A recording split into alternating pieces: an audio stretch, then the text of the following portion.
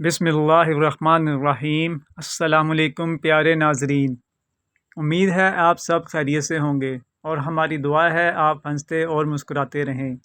حضرت آدم علیہ السلام کا مکمل قصہ۔ اے پیغمبر، اس وقت کا تصور کرو جب آپ کے رب نے فرشتوں سے کہا کہ میں زمین پر ایک خلیفہ بنانے والا ہوں، تو وہ کہنے لگے کیا تو اس میں ایسے شخص کو خلیفہ بنائے گا جو اس میں فساد مچائے گا اور ایک دوسرے کے خون بہائیں گے، جبکہ ہم تیری حمد و ثنا کے ساتھ تسبیح و تقدس بھی کر رہے ہیں۔ اللہ تعالیٰ نے انہیں جواب دیا کہ جو کچھ میں جانتا ہوں وہ تم نہیں جانتے۔ اس کے بعد اللہ تعالیٰ نے آدم کو تمام اشیاء کے اسماء، نام یا صفات و خواص سکھا دیے۔ پھر ان اشیاء کو فرشتوں کے روبرو پیش کر کے ان سے کہا کہ اگر تم اپنی بات میں سچے ہو تو مجھے ان اشیاء کے نام بتا دو۔ فرشتے کہنے لگے نقص سے پاک تو تیری ہی ذات ہے، ہم تو اتنا ہی جانتے ہیں جتنا تو نے ہمیں سکھایا ہے، اور ہر چیز کو جاننے والا اور اس کی حکمت سمجھنے والا تو تو ہی ہے۔ اللہ تعالیٰ نے آدم سے فرمایا اے آدم، ان فرشتوں کو ان اشیاء کے نام بتا دو۔ تو جب آدم نے فرشتوں کو ان چیزوں کے نام بتا دیے تو اللہ تعالیٰ نے فرشتوں سے کہا کیا میں نے تمہیں یہ نہ کہا تھا کہ میں ہی آسمانوں اور زمین کی پوشیدہ باتیں جانتا ہوں، اور ان باتوں کو بھی جانتا ہوں جو تم ظاہر کرتے ہو اور ان کو بھی جو تم چھپائے ہوئے ہو۔ اور وہ وقت بھی یاد کرو جب ہم نے فرشتوں سے کہا کہ آدم کو سجدہ کرو تو سوائے ابلیس کے سب فرشتوں نے اسے سجدہ کیا۔ ابلیس نے اس حکم الہی کو تسلیم نہ کیا اور گھمنڈ میں آ گیا اور کافروں میں شامل ہو گیا۔ پھر ہم نے آدم سے کہا کہ تم اور تمہاری بیوی دونوں جنت میں آباد ہو جاؤ اور جہاں سے چاہو اس کے پھل جی بھر کے کھاؤ، البتہ اس درخت کے پاس نہ بھٹکنا ورنہ تم دونوں ظالموں میں شمار ہوں گے۔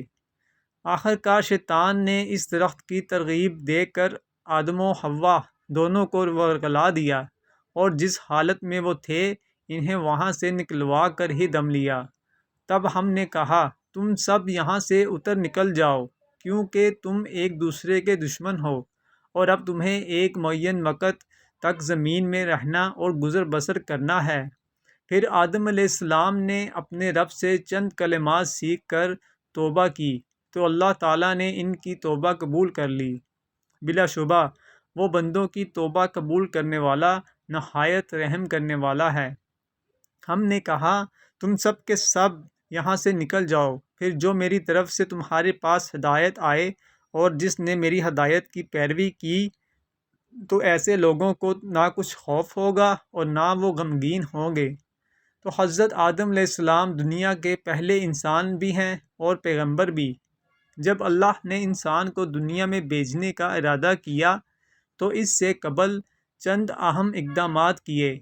ایک اقدامات تو یہ تھا کہ تمام انسانوں کی ارواح کو شعور دے کر انہیں دنیا کی زندگی کی آزمائش کے بارے میں بتایا کہ انہیں اچھے اور برے کی تمیز آزمائش میں ڈالا جا رہا ہے، اور جو کامیاب ہوگا اس کا بدلہ جنت اور ناکاموں کا بدلہ جہنم ہے۔ سورہ احزاب کی ایک آیت کے مطابق انسان نے اس اسکیم کو سمجھ کر اسے قبول کرنے کا ارادہ کر لیا۔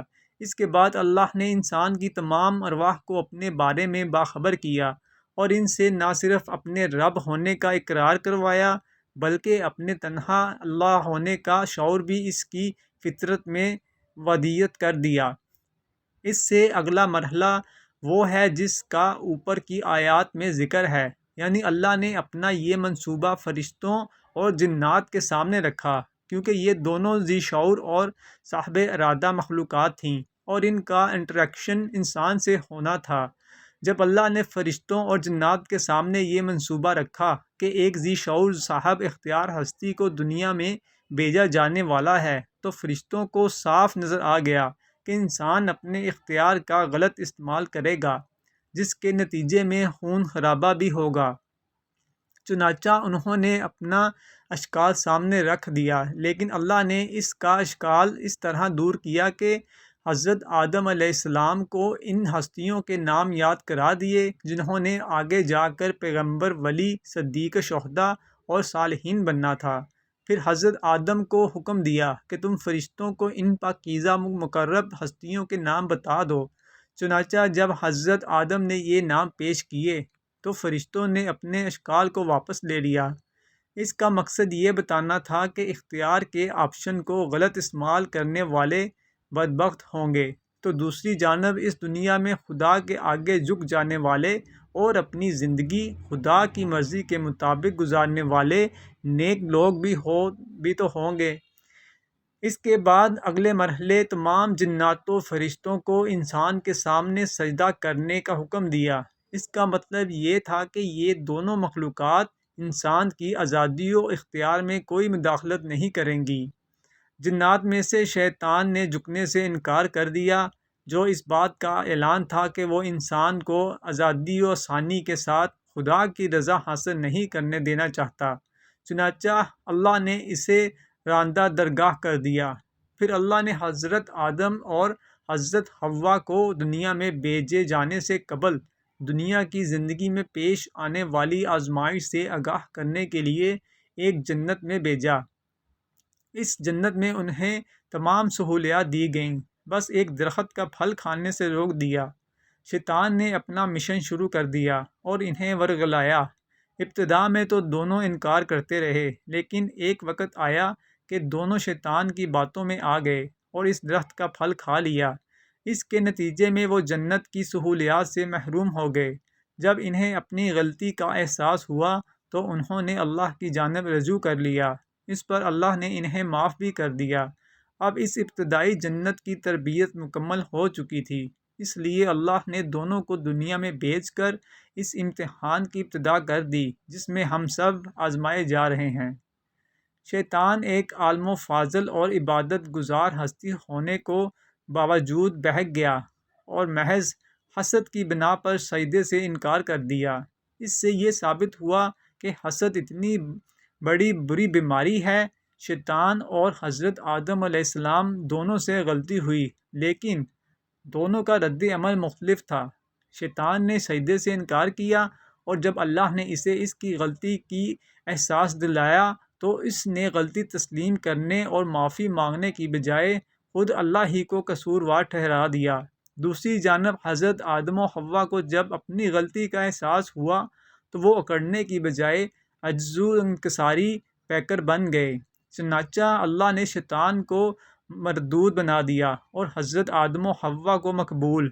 آج بھی انسان سے یہی رویہ مطلوب ہے کہ جب بھی غلطی ہو جائے تو وہ اکڑنے، گناہ پر اصرار کرنے اور اس کے لیے تاویلیں تلاش کرنے کی بجائے جھک جائیں، سرنڈر کر دیں اور خدا کی مغفرت کا طلبگار بن جائیں۔ ویڈیو دیکھنے اور سننے کا شکریہ۔ اللہ آپ کو جزائے خیر عطا فرمائے۔ آمین۔ اللہ حافظ۔